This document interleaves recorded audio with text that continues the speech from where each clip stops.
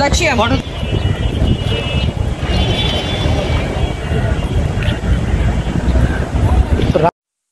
আসসালামু আলাইকুম, আহমদুল্লাহ বলছি, MBBS fourth year. Ahsan Manzil পুরাতন ঢাকার ইসলামপুরের কুমারতলিয়া এলাকায় বুড়িগঙ্গা নদীর তীরে অবস্থিত।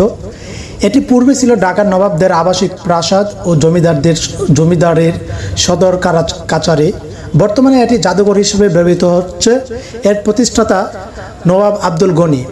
তিনি তার পুত্র খাজা আহসানুল্লাহ এর নামানুসারে এর নামকরণ করেন। 1859 খ্রিস্টাব্দে আহসান মঞ্জিলের নির্মাণ কাজ শুরু হয়ে 1872 খ্রিস্টাব্দে সমাপ্ত হয়।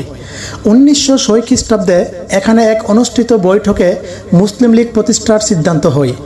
আহসান মঞ্জিল কয়েকবার সংস্কার করা হয়েছে, সর্বশেষ সংস্কার করা হয়েছে অতি সম্প্রতি। এখন এটি বাংলাদেশের জাতীয় জাদুঘর কর্তৃক পরিচালিত একটি জাদুঘর। নির্মিত হয় 1859 থেকে 1872 সালের মধ্যে। এমনকি স্থাপত্য শৈলী ইন্দু সারাসেনিক পুনর্জাগরণ স্থাপত্য এবং পরিদর্শন হচ্ছে এই পর্যন্ত 30 লক্ষ 2003 সাল থেকে অনুসারে। তো ইতিহাস হচ্ছে, অষ্টাদশ শতাব্দীর মাঝামাঝি সময়ে জামালপুর পরগনার জমিদার শেখ এনায়েতুল্লাহ আহসান মঞ্জিলের বর্তমান স্থানে রংমহল নামে একটি প্রমোদ ভবন তৈরি করেন। পরবর্তীতে তার পুত্র শেখ মতিউল্লাহ রংমহলটি ফরাসি বণিকদের কাছে বিক্রি করে দেন। বাণিজ্য কুঠি হিসেবে এটি দীর্ঘদিন পরিচিত ছিল।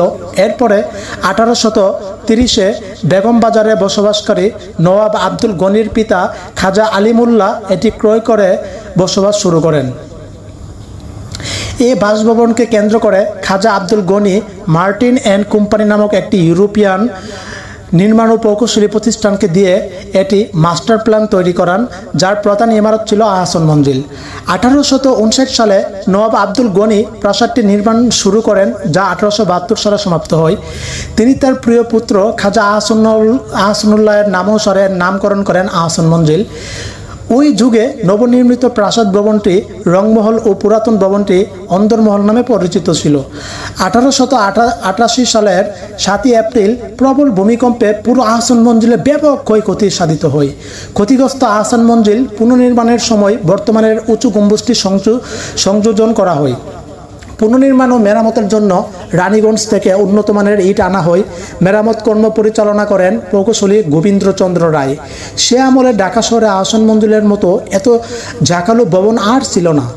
এর প্রাসাদোপরি গম্বুজটি শহরের অন্যতম উঁচু চূড়া হওয়ায় তা সুদূর থেকেও সবার দৃষ্টি আকর্ষণ করত।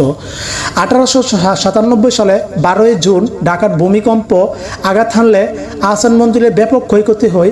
আহসান মঞ্জিলের দক্ষিণের বারান্দা সহ ইসলামপুর রুট সংলগ্ন নহবত খানাটি সম্পূর্ণ ভেঙে পড়ে।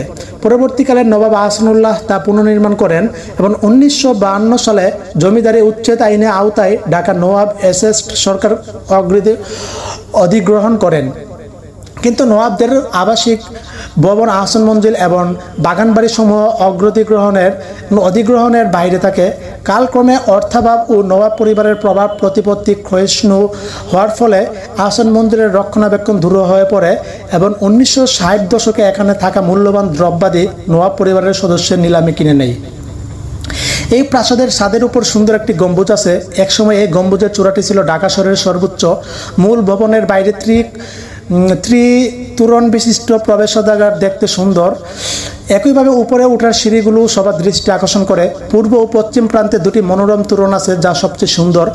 আহসান মঞ্জিলের অভ্যন্তরে দুটি অংশ আছে। বৈঠকখানা ও পাঠাগার আছে পূর্ব অংশে। পশ্চিম অংশে আছে নাচঘর ও অন্যান্য আবাসিক কক্ষ। নিচতলার দরবার গৃহ ও ভোজন কক্ষ রয়েছে।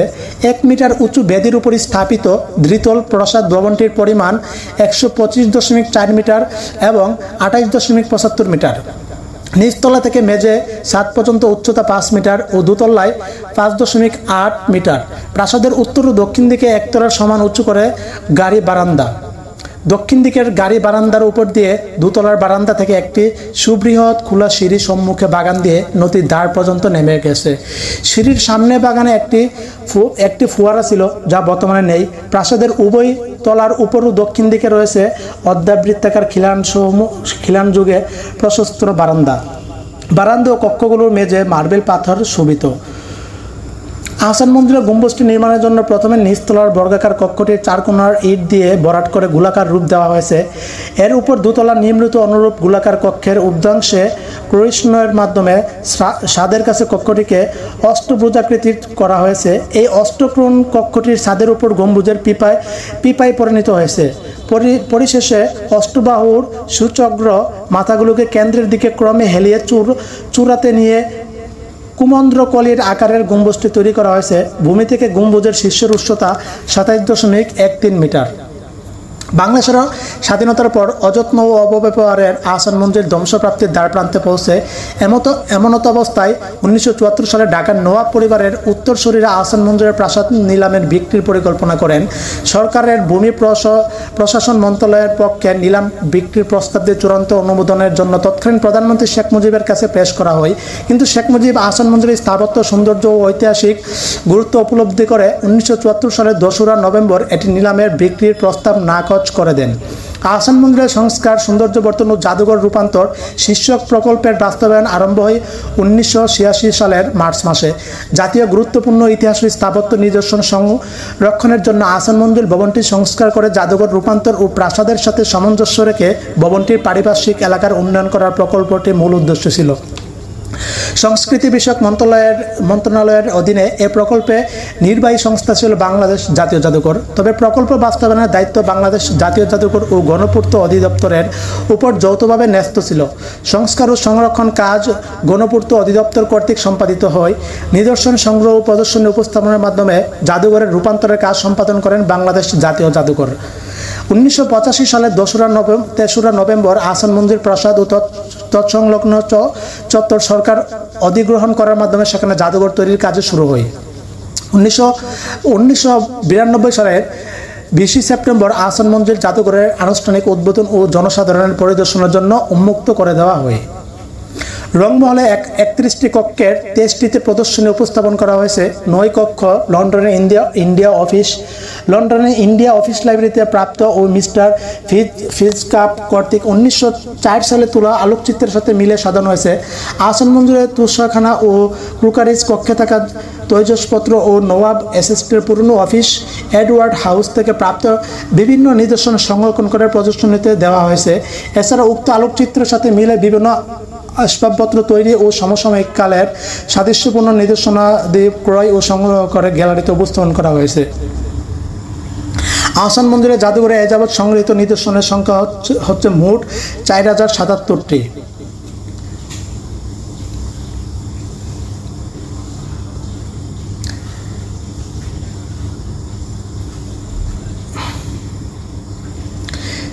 সংক্ষেপে আহসান মঞ্জিলের ইতিহাস। 1720 খ্রিস্টাব্দে আহসান মঞ্জিল এলাকার মুঘল জমিদার শেখ এনায়েতুল্লাহর বাগানবাড়ি ছিল। তারপরে 1740-এ ফরাসি বণিকগণ শেখ এনায়েতুল্লাহর পুত্র শেখ মতিউল্লাহর নিকট থেকে এখানে বাণিজ্য কুঠি তৈরি করেন এবং 1757 সালে পলাশি যুদ্ধের পর উন্মুক্ত ফরাসি কুঠিটি ইংরেজদের নিয়ন্ত্রণে চলে যায় এবং পরে তা ফেরত দেওয়া হয়।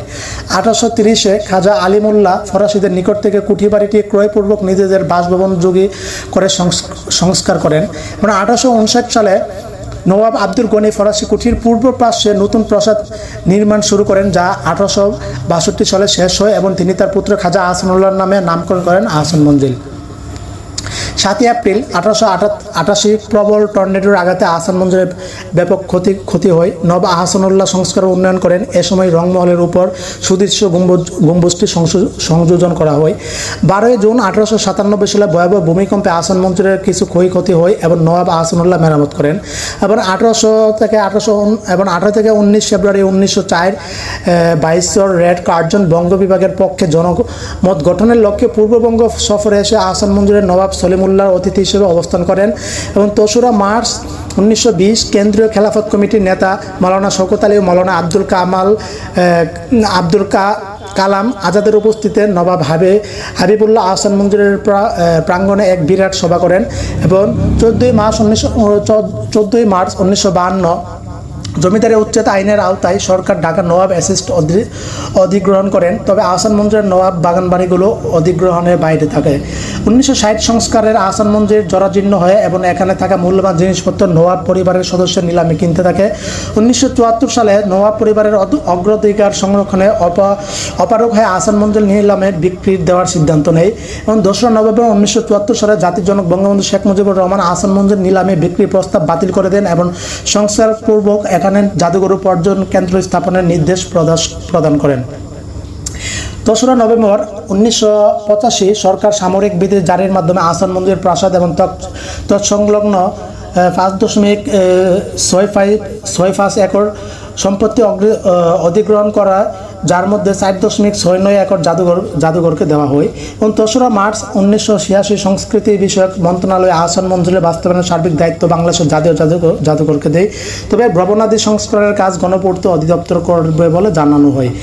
20 সেপ্টেম্বর 1992 প্রথম পর্যায়ের উন্নয়ন ও সংস্কারের কাজ শেষে আহসান মঞ্জিল জাদুঘর দর্শকদের জন্য খুলে দেন তৎকালীন প্রধানমন্ত্রী বেগম খালেদা জিয়া এবং 1994 প্রথম পর্যায়ে সংস্কারের পর বিদ্যমান অবকাঠামোগুলো ত্রুটি বিচ্যুতিমূলক করার লক্ষ্যে সরকার উচ্চ পর্যায়ে একটি কমিটি গঠন করেন এবং 1998 সালে কমিটির সুপারিশ মতো ত্রুটি মুক্ত করার জন্য দ্বিতীয় পর্যায়ে সংস্কার উন্নয়ন কাজে গণপূর্ত অধিদপ্তরে সম্পৃক্ত করা হয় এবং 2005 থেকে 2016 দ্বিতীয় সংস্কার কাজ শুরু হয় এবং আংশিক কাজ বাকি রেখে 2016 সালে তা শেষ হয় এবং 2008-এ অসমাপ্ত কাজ কর্মসূচির মাধ্যমে রাজস্ব খাত থেকে সমাপ্ত করার এবং সংস্কারকৃত কক্ষগুলোতে গ্যালারি চালুর সিদ্ধান্ত এবং 2রা নভেম্বর 2010 সংস্কারকৃত গ্যালারি উদ্বোধন করেন সংস্কৃতি বিষয়ক মন্ত্রণালয়ের মাননীয় মন্ত্রী জনাব আবুল কালাম আজাদ।